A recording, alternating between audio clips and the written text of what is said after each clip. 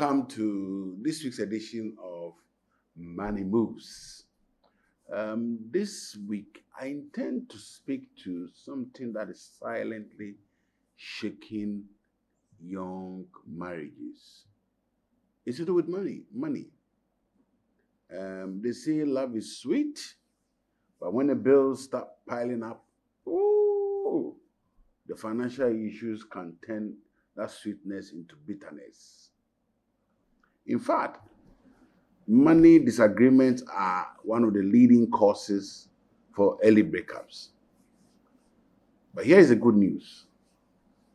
I'm here to share with you, especially the young couples, some of the things that you have to minimize before you fall into that trap.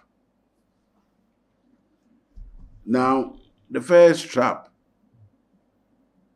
is to do with lavish weddings.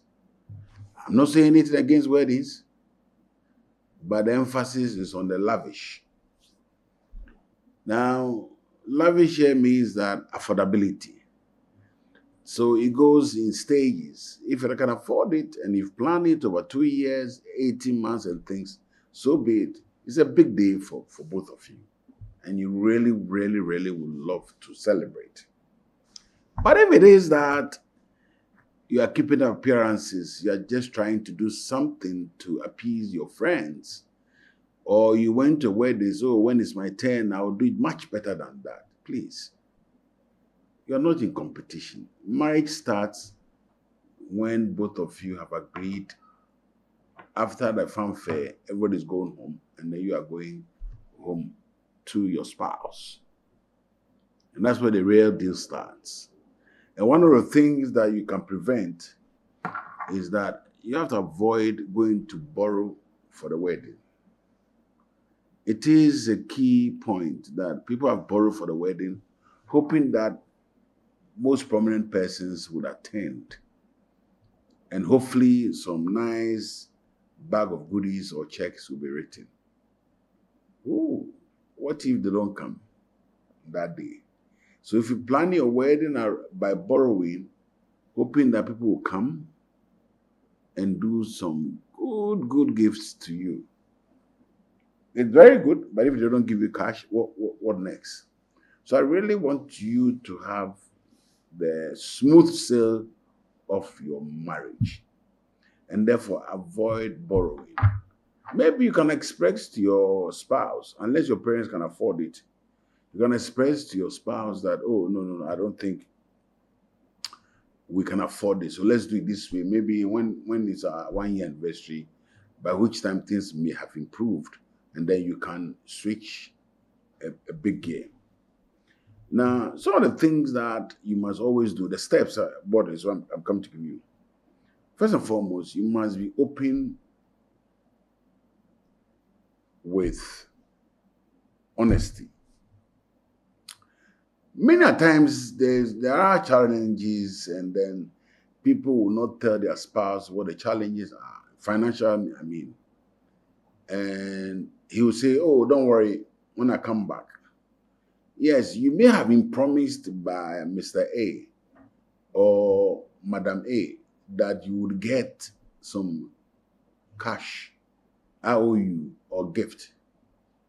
But it turns out that it's not happening. Now, because you told your spouse that don't worry, by this evening you bring something home to meet whatever he wants to go and buy, you will disappoint your spouse. And that disappointment could be heated sometimes. Because here it is that you could count, last week happens to me, yesterday happens to me, and today too. So there will be mistrust. And once mistrust starts in, marriage is based on trust. So once mistrust sets in because of financial issues, then we are in for trouble. One of the things that you must always do is to plan together. When I say plan together, both of you hopefully are working independently with different companies. And both of you are earning income. One of the things that can always help you is that when you do a joint budget preparation for the household, I'm not talking about personal things, but if you can sit with your spouse and agree on your monthly budget expenditure. So line item, the figures are there for all to see. We know this is for rent, we know this is for electricity, we know this is for food. And then something small for the high life account, which you both would enjoy. When you add them up, you can decide that you place it in an account. So that account I always call a joint account. So the joint account is really not for you and your spouse to have a common account where all the monies in terms of salary and everything comes into it. No, don't start on that. Because there will be a point in time where you argue that I am contributing more into a joint account and therefore I should spend more. And that can become a big problem for you. So rather, you have joint expenditure account where once we know the budget, what has to be put in there, then we can decide that if it's going to cost us a certain amount per month. So it is that 2,000 cedis must be put on that account, in that account. Now, how are we going to fund it? So it's okay. One of the spouse will contribute 800 cedis, the other will contribute 1,000 too. That's all is in there. The rest, if your salary or your income is more than what I just mentioned, that will be your personal account. But that budget account for the family is specifically 2,000 cedis, and we have funded it.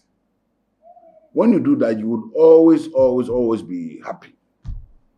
Now, so one of the things that you should also do is that you are really building your future together. And money shouldn't be an opportunity to tear each other apart. Now, the marriages are collapsing not because of lack of love, but they are collapsing because of financial issues. Sit with your spouse and discuss the budget that I talked about and fund it nicely. Fund it nicely. So somebody is funding 40%, somebody is funding 50%. Nobody should go outside what we have planned to spend. So either if it's an account, a Momo account, one of you can spend it for a common good. So if 2,000 is there, we know that all the household expenditure, electricity, and other things will come to 2,000, not more than that. And that's it. And then you can review as time goes on. When you have your personal expenditure, maybe a cousin has called you and things like that, this is where the trouble would start. So you kept some of your monies. So deal with it. Don't bring it inside that young marriage.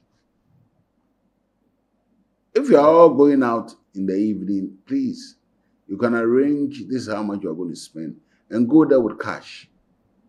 The temptation of going there with card, which is linked to your bank account, you would end up spending more than you are earning, and then there will be trouble. Enjoy your marriage.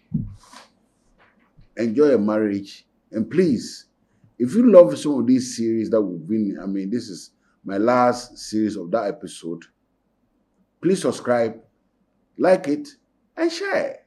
Share with your friends, especially parents that have young couples that are married.